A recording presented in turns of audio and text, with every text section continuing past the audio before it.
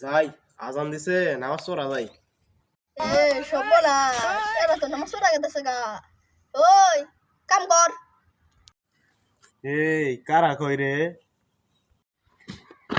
বলা গো কেরাই রে? আমি তোর ভাই, তোর সব সময় ভালো চাই। আজান দিছে নামাজ পড়া যাই। নমস্কার, এক কাম কর, টিহা পাবি, মালিককে বেতন দিব। শরীরটা ভালো লাগতেছে না। আহা, তোর শরীর টিপে দেব না গো।